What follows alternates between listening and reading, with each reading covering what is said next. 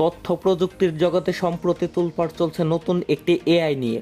এই মুহূর্তে বিশ্বজুড়ে চলছে তুমুল মাতামাতি, আলোচনা সমালোচনা, হচ্ছে বিতর্ক, আসছে হুঁশিয়ারি বার্তা। সার্চ ইঞ্জিন গুগল, যেটি তথ্যের জগতে সেরা সফটওয়্যার, সেটিও এখন হুমকির মুখে। গুগলের মাথা বিগড়ে যাওয়ার দশা। সারা বিশ্বের সেরা কলেজ, সেরা বিশ্ববিদ্যালয়ের কর্তৃপক্ষ মাথা ঘামাচ্ছে কী ব্যবস্থা নেওয়া হবে এই প্রযুক্তি পণ্যের বিষয়ে। প্রযুক্তির দাপটে চাকরি নড়বড়ে হয়ে পড়া পেশাজীবীদের দুশ্চিন্তা বহুগুণ বাড়িয়ে দিয়েছে নতুন এই এআই। কারণ এটি কেড়ে নিতে পারে অনেক পেশাজীবীর মুখের খাবার। নতুন এই এআই এর নাম চ্যাট জিটিপি। নামটি হয়তো অনেকেই শুনেছেন, তারপরও যারা জানেন না তাদের উদ্দেশ্যে বলছি। চ্যাট জিটিপি হলো এমন একটি চ্যাটবট যেটি গুগলের মতো কাজ করে। এটি কাজ করে কৃত্রিম বুদ্ধিমত্তা দিয়ে। এর মাধ্যমে করা যায় অনেক কিছু। তবে এই চ্যাট জিটিপির সবচেয়ে অবাক করা বিষয় হচ্ছে এটি মানুষের মতো কথা বলতে পারে, প্রশ্নের জবাব দিতে পারে, উত্তরটিও ঠিক মানুষের মতোই লিখে সাজিয়ে দিতে পারে। আপনি যদি একে কোনো এক বিষয়ের উপর একটি নিবন্ধ লিখে দিতে বলেন, সে ঝটপট লিখে দেবে। এমনকি এই চ্যাটবট কয়েক সেকেন্ডের মধ্যে একটি কবিতাও লিখে ফেলতে পারে। এছাড়া আপনি যদি চ্যাট জিপিকে একটি ব্লগ লিখে দিতে বলেন, সে কয়েক সেকেন্ডের মধ্যে আপনাকে একটি ব্লগ লিখে দেবে। সেই ব্লগ পড়ে আপনার মনেই হবে না যে এটি কোনো যন্ত্র লিখেছে, মনে হবে এটি কোনো মানুষের লেখা। শিক্ষক ক্লাসে যা পড়ান সেটি করে দেবে এই চ্যাট জিটিপি। একজন হিসাবরক্ষক অফিসে যে কাজ করেন সেটিও করে দেবে এই চ্যাট জিটিপি। এরই মধ্যে 20 লাখেরও বেশি শিক্ষার্থী এটি দিয়ে হোমওয়ার্ক করতে শুরু করেছে। অথচ এর যাত্রা শুরু হয়েছে 2022 সালের নভেম্বর মাসে। আমাদের দেশেও অনেকে এটি ব্যবহার করছেন। চ্যাট জিটিপি আসলে একটি কৃত্রিম বুদ্ধিমত্তা ভিত্তিক টুল। চ্যাট জিটিপি সব ধরনের তথ্য এতটাই নিখুঁত ও যৌক্তিকভাবে জানাতে পারে যে আপনি অবাক হয়ে যাবেন। বলা যেতে পারে একটি আধুনিক neural networking machine learning model এটি। এই সফটওয়্যারটি আপনাকে গুগলের মতো রিয়েল টাইম সার্চের সুযোগই শুধু দেয় না, বরং আপনার জিজ্ঞাসা করা প্রশ্নের উত্তরও দেয় খুব স্পষ্ট ও সুনির্দিষ্টভাবে। এই সফটওয়্যারটি তাই খুব দ্রুত সারা বিশ্বের মানুষের মধ্যে জায়গা করে নিচ্ছে। এই সংস্থাটির সিইও স্যাম অ্যান্টম্যানের মতে, চ্যাট জিটিপি লঞ্চিংয়ের পর এক সপ্তাহেরও কম সময়ে 10 লাখ ব্যবহারকারীর কাছে পৌঁছে যায়।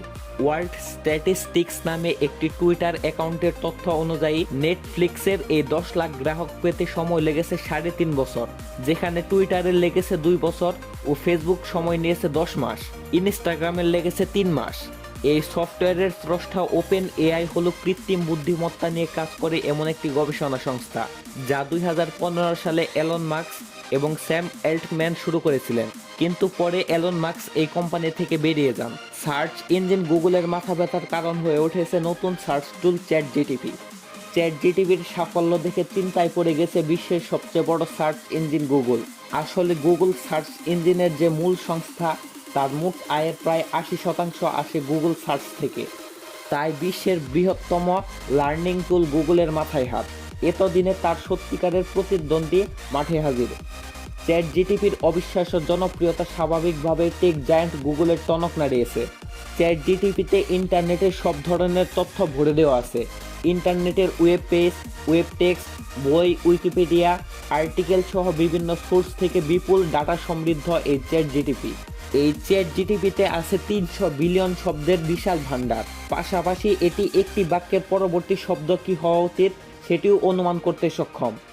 এই অ্যাপের সাহায্যে শিশুদের পড়াশোনার কাজও হচ্ছে বিশ্বের নানান প্রান্তে। কোনো শিক্ষার্থী বইপত্র না ঘেটে, লেখাপড়ার ধারের কাছেও না গিয়ে চমৎকারভাবে তার হোমওয়ার্ক সেরে ফেলতে পারবে। আর এই সব চ্যাট জিটিপি করে দিচ্ছে গুগলের চেয়েও অনেক দ্রুত ও সহজে। এই কারণেই চ্যাট জিটিপি নিয়ে মানুষের মধ্যে একই সাথে উচ্ছ্বাস ও উদ্বেগ দুটোই সৃষ্টি হয়েছে। অর্থাৎ এতে অভ্যস্ত হয়ে পড়লে শিক্ষার্থীরা পড়ালেখা করে নিজে থেকে চিন্তা ভাবনা করে উত্তর লেখার ক্ষমতা কমে যাবে। বিশেষজ্ঞদের মতে এতে শিক্ষার্থীদের মানসিক বিকাশের উপর মারাত্মক খারাপ প্রভাব পড়বে। তারা নিজ থেকে কিছু ভাবার ক্ষমতা হারিয়ে ফেলবে। এজন্যই বিশ্বের তাদব একাডেমিশিয়ান এখন দফায় দফায় বৈঠক করছেন কি ব্যবস্থা নেওয়া যেতে পারে। বিশ্বের বহু দেশের শিক্ষাবিদরা শিক্ষার্থীদের জন্য চ্যাট জিটিপি নিষিদ্ধ করার সুপারিশ করেছেন। স্কুল কলেজগুলো এটি নিষিদ্ধ করতে চাইছে। ফ্রান্সের একাধিক বিশ্ববিদ্যালয়গুলো এরই মধ্যে নিষিদ্ধ করেছে। আমেরিকায়ও অনেক প্রতিষ্ঠান একই রকমের ব্যবস্থা নিয়েছে। ফ্রান্সের একটি বিখ্যাত বিশ্ববিদ্যালয় শুধু নিষিদ্ধই করেনি, কঠোর শাস্তিমূলক ব্যবস্থা নিয়েছে। তারা বলেছে এই সফটওয়্যার ব্যবহারকারী শিক্ষার্থীকে বিশ্ববিদ্যালয় থেকে বহিষ্কার করা হতে পারে। এমনকি ফ্রান্সে কোনো উচ্চ শিক্ষার সুযোগ থেকেও বঞ্চিত করা হতে পারে। গুগলের মতো প্রযুক্তিকে টেক্কা দেওয়া অত্যন্ত উন্নত চ্যাটজিটিপি মানব সভ্যতার জন্য হুমকি বলে মনে করছেন বিশেষজ্ঞদের একটি অংশ। আর সে কারণেই স্কুল কলেজগুলো একের পর এক এটি নিষিদ্ধ করছে। তবে চ্যাটজিটিপি একেবারে যে নির্ভুলভাবে সব প্রশ্নের উত্তরে দিতে পারে এমন নয়, এর যথেষ্ট সীমাবদ্ধতাও আছে। সাম্প্রতিক কোনো ঘটনা বা বিষয় সম্পর্কে এটি উত্তর দিতে পারবে না, কারণ এর সিস্টেমে যে ডাটাবেস দেয়া আছে তাতে এসব বিষয় নেই।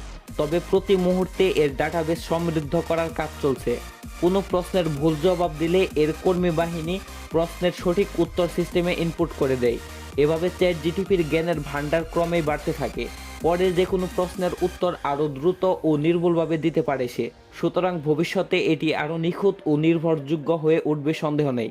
কিন্তু এখন এটি যতটা দক্ষ, তাতেই তো অনেকের ঘুম হারাম হওয়ার জোগাড়। বিষয়টি নিয়ে বিশেষজ্ঞদের সাথে কথা বলে এবং আরও নানাভাবে গবেষণা চালিয়েছে যুক্তরাষ্ট্রের বিজনেস ইনসাইডার পত্রিকা। সেই গবেষণার ভিত্তিতে তারা চ্যাটজিটিপির কারণে ঝুঁকিতে পড়তে পারে এমন 10টি পেশার তালিকা করেছে।